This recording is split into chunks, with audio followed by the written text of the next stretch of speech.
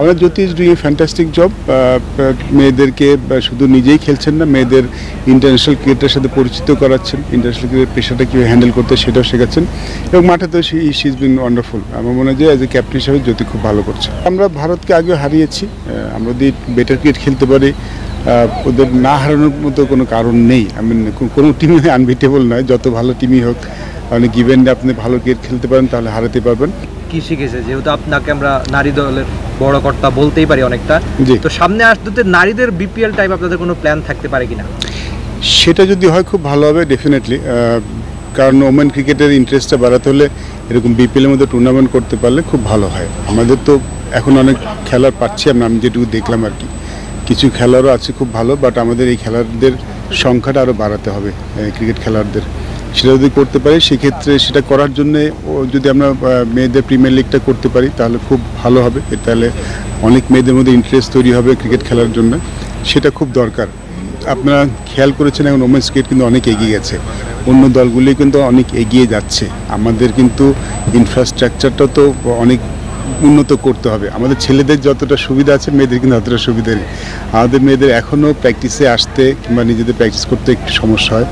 ডিস্ট্রিক্টগুলিতে মেয়েদের প্র্যাকটিস করার কিন্তু অত সুযোগ সুবিধা নেই।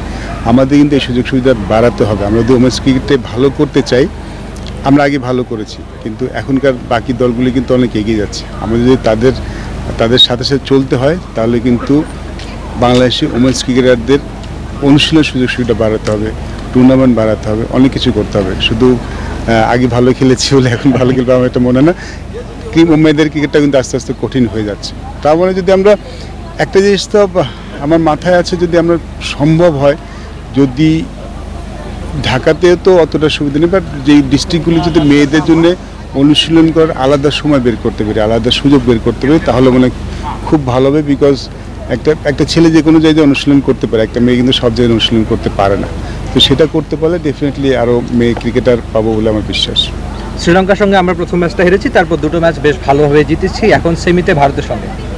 তো এশিয়া কাপের বাস্তবতায় আপনার কি বললেন থাকবে ভারতের সঙ্গে ম্যাচের আগে? ভারত এই মুহূর্তে খুব ভালো দল, এখন ওরা অনেক ভালো ক্রিকেট খেলছে, ওদের ক্রিকেটটা অনেক এগিয়ে গেছে।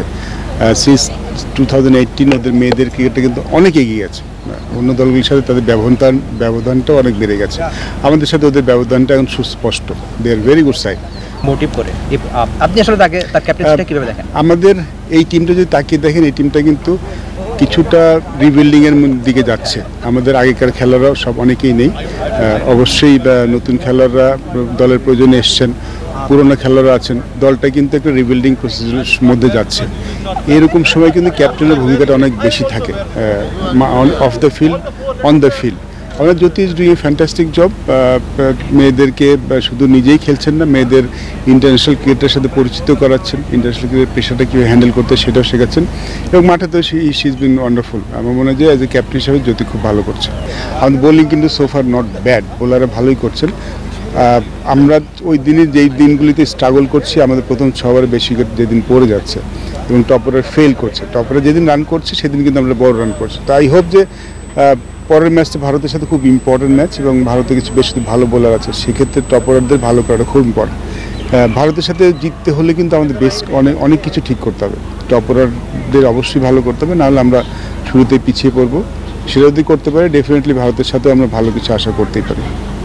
Thank you.